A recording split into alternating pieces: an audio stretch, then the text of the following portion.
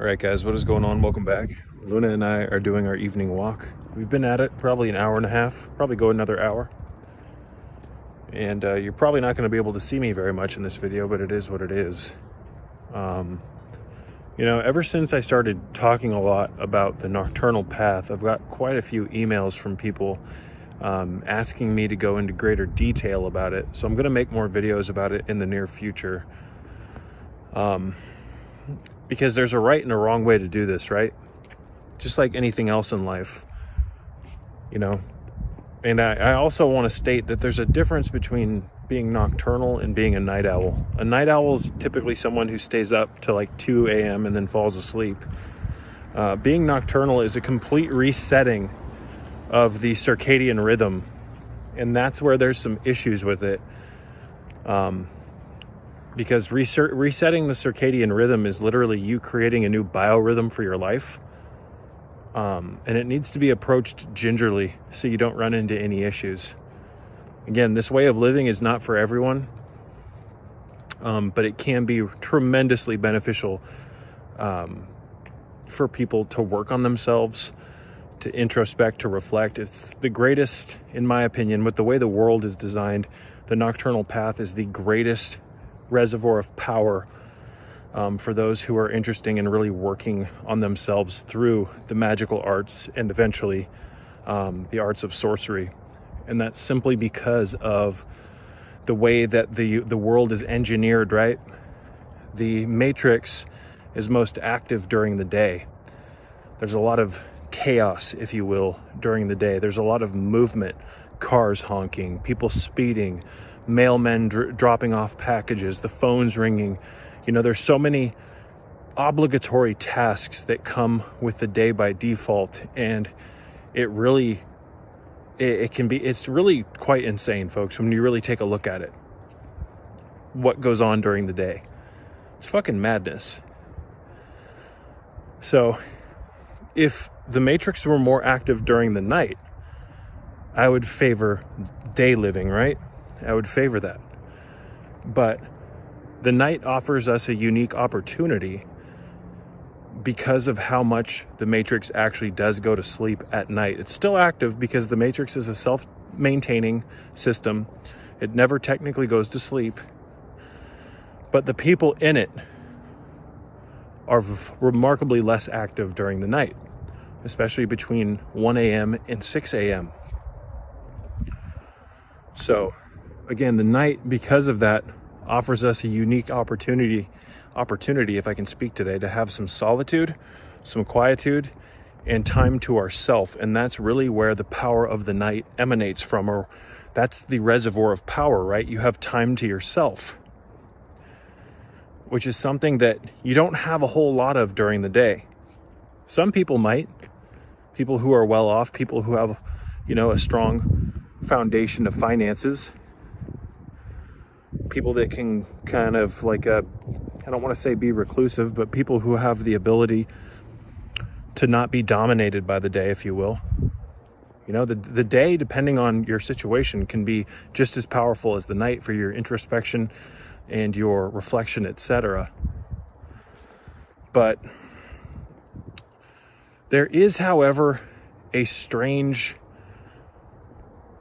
a strange energetic current that moves through reality when the sun is up. It's like the intensity of the sun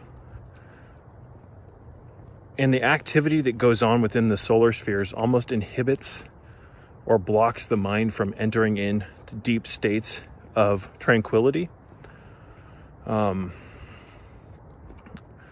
So again, the sun is synonymous with activity, synonymous with heat, the element of fire. Plants use the sun to their advantage through photosynthesis. Like the sun is a direct current of energy that is required here in this dimension by us, the plants, the animals, you name it. But it's like it's a very intense current. And because of that, it can be somewhat disadvantageous, if I can't speak today, excuse me, to our inner work. Bobby Hemmett said once that the sun, the more conscious you become, the more you're going to hate that goddamn sun. And it took me a while to understand that, but it always kind of rang true with me. Even in my early 20s. It's like, wait a second. There's some truth to that. And I'm not saying the sun is a bad thing. Not at all. I am, however, folks, saying, let's just turn around here, that the more conscious you become, the more you shift the assemblage point, the more you pierce through the perceptual illusions of the matrix, the more you regain, again, perceptual fluidity by way of destroying perceptual rigidity through the shifting, the intentional shifting of the assemblage point to alien positions within the energy field. The more you experience this, the more you're going to want to withdraw yourself, remove yourself, and isolate yourself from the inertia of the solar kingdom because of all of the activity that takes place within the hours of day. So when you actually, if you're capable of properly shifting the assemblage point and regaining perceptual fluidity, your mind is going to change drastically because you're going to be taking in large summations of new, previously you were unaware of it, new forms of energy, new forms or modes of consciousness. The shock that this has on the conscious mind and the ego, how would I put this, folks? This is really important.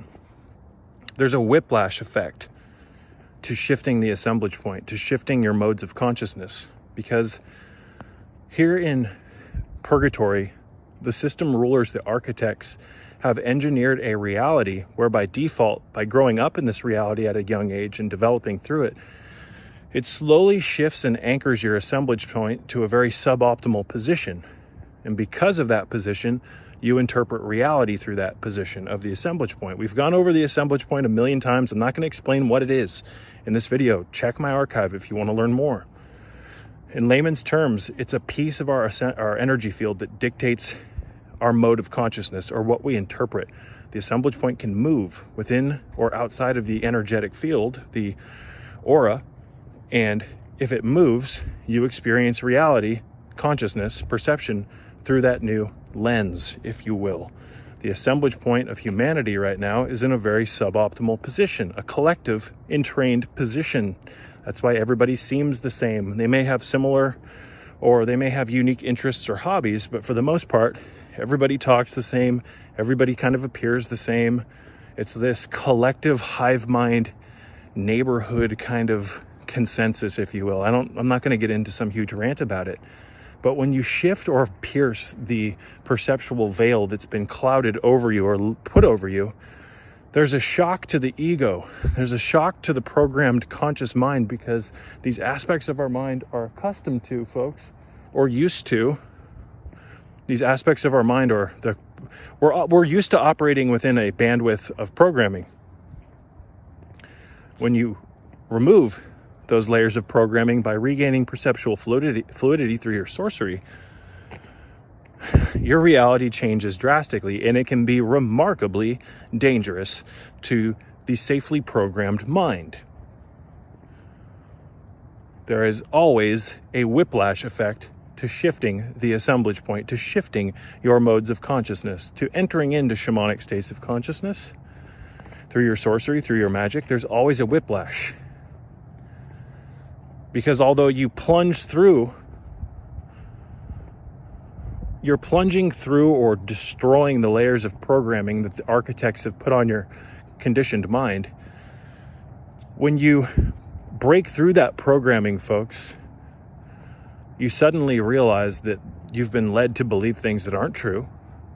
You suddenly realize that you're in a perceptual prison, and this agitates a response in the ego, which uses the programmed state of consciousness as an anchoring point to feel stable here in this material realm. Hope that makes sense. Crucial information. Many people will hear this and scoff at it. It doesn't matter, because the truth is the truth. It is immutable, regardless of people's sensitivities or beliefs.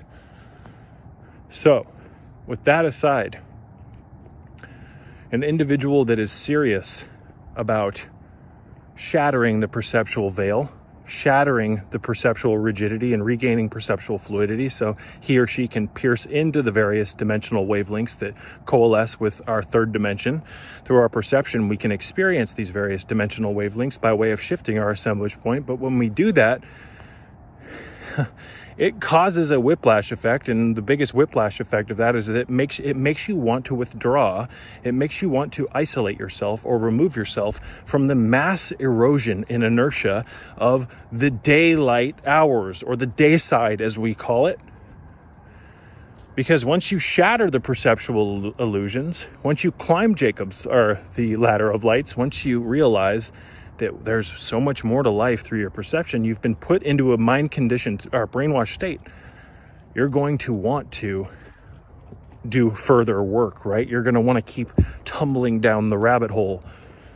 You're going to soon realize that the day is largely the hub of the matrix and how it works, and that it becomes exceptionally difficult for you to further yourself in the arts of sorcery and self-evolution through magic. It's difficult to do it during the day. I'm not saying that it can't be done, but isolation is required for this path. And isolation, introspection, and reflection is much easier to get into during the night when people are sleeping, when you literally have a solid block of time to work on yourself, right? You have a solid block of time to go inward. So during the night is the perfect opportunity, folks, to go into the inner temple. The night is the perfect opportunity, ladies and gentlemen, to do the thoughtlessness exercise, the full body relaxation exercise, and the motionlessness exercise. The night is the perfect time for you to really divulge, to plunge yourself into your studies, into the research, into the pursuit of knowledge. Hopefully you have access to the right tools, because many people don't. I've looked through so many hundreds of books since I was old enough to remember. And I've been into the occult since I was, 6-7 years old. I've looked through so many books on the bookshelves. I've spent so many hundreds and hundreds, thousands of dollars, ladies and gentlemen, on books. Read through many of them, only to find that a large majority of the curriculum, the material, was nonsense. Most occult books are garbage. So you have to have enough common sense to be able to whittle out what's beneficial to your growth and what's wrong.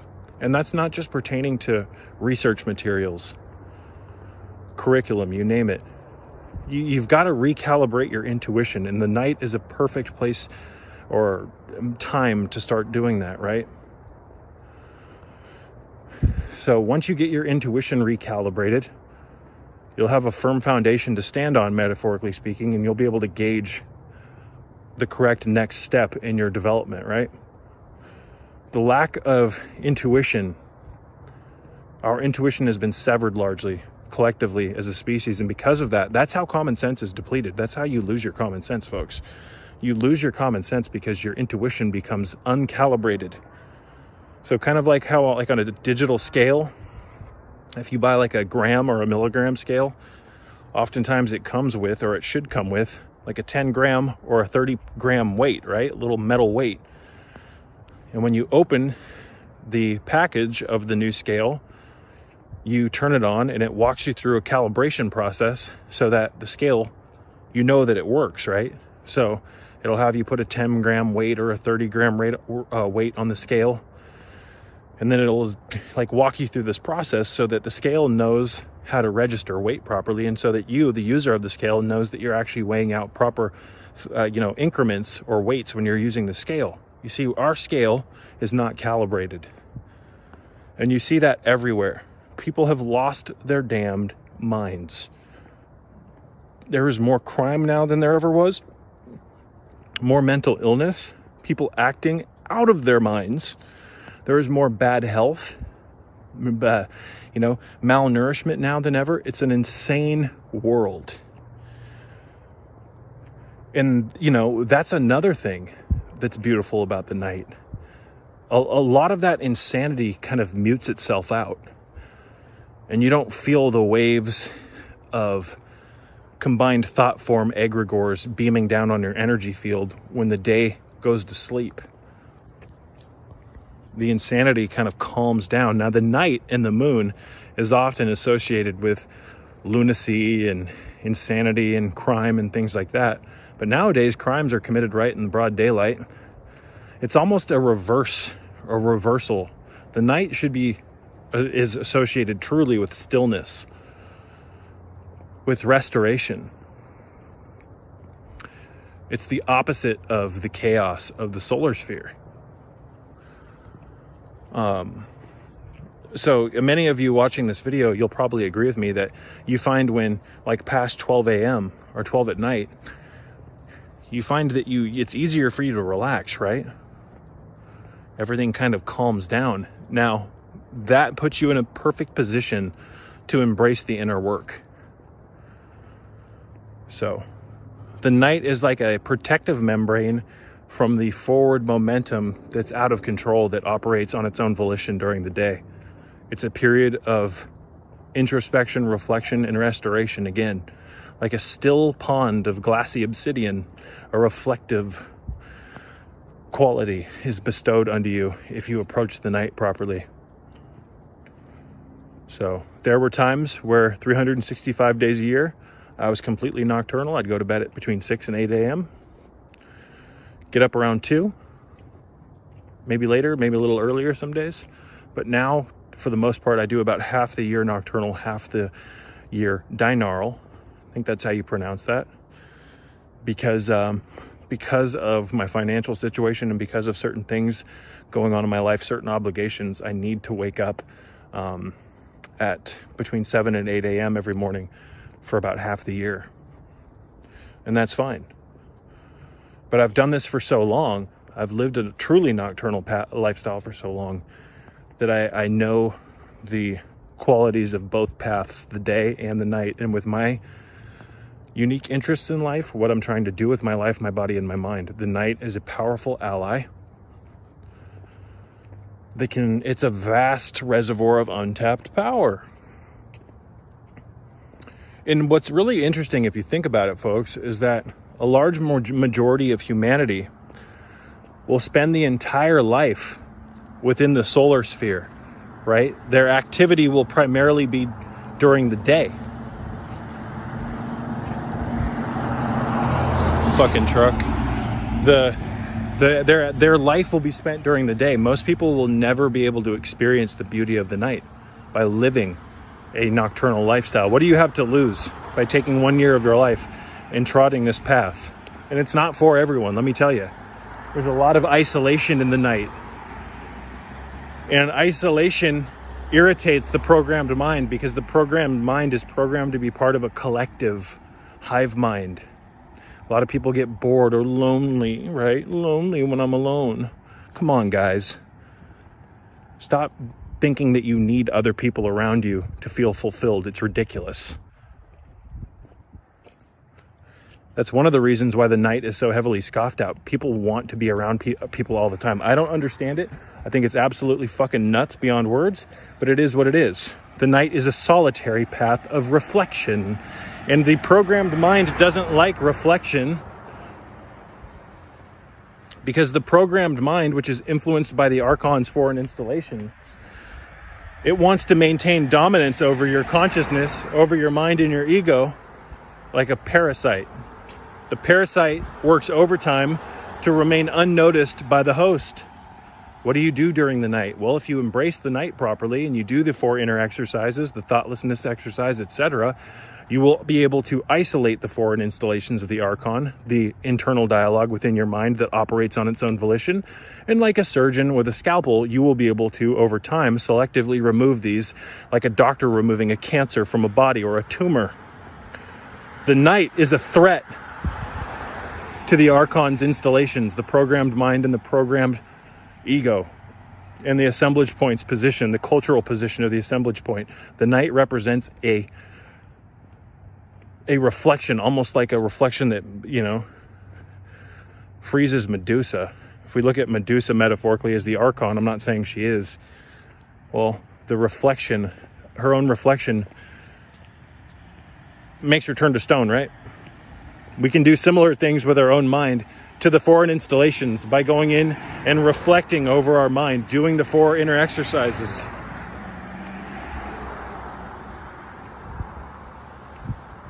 So, you know, they've been programming us since day one to believe that everything important needs to happen under the daylight, right? Everything.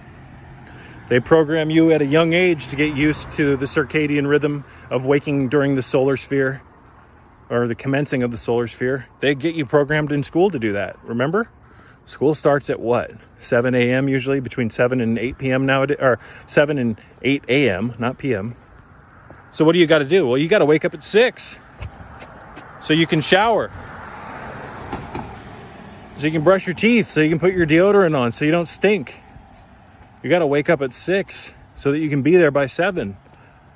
The moment your eyes wake up, it's just chaos. You got to do this. You got to do that. There's all these fucking predetermined expectations that are required to be met in obligatory tasks. It's some straight up bullshit.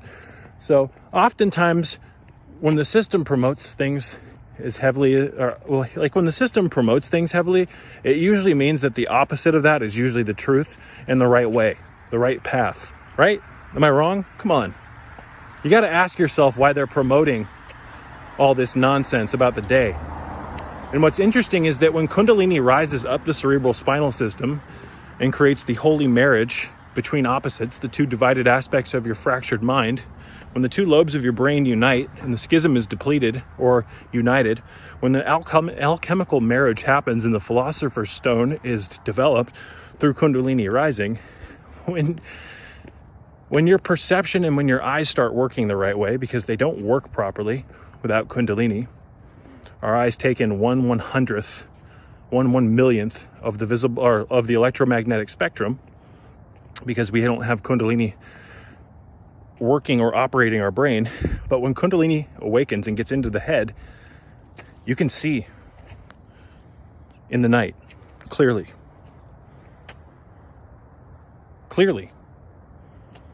So the night almost becomes day when Kundalini arises. It's very weird. It's a very strange phenomenon.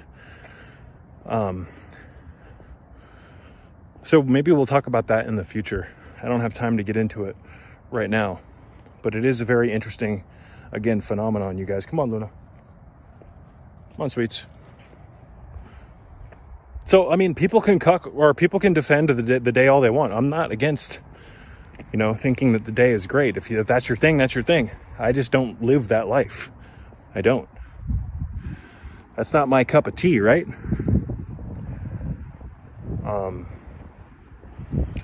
So yes, sorcery, perceptual fluidity, shattering the programming and shifting the assemblage point, accessing new modes of awareness and consciousness, accessing the fluidity of the mind. Once you start doing these things, if you're able to actually experience a genuine shift of the assemblage point, none of this bullshit where people delude themselves and act like they experienced something that they didn't, and many people do it. You will know if you actually shift the assemblage point. There is no room for error. There is no room for self-delusion. You will know undeniably. After that, the mind, now aware of the new perceptual points, capable, the new perceptual experiences and realms that you can travel down, the mind will want to withdraw from the solar kingdom so that it can pursue the adventuring of the limitless labyrinth of the mind. The day is a perfect opportunity for that, folks. I'm going to wrap this one up. Peace be with you.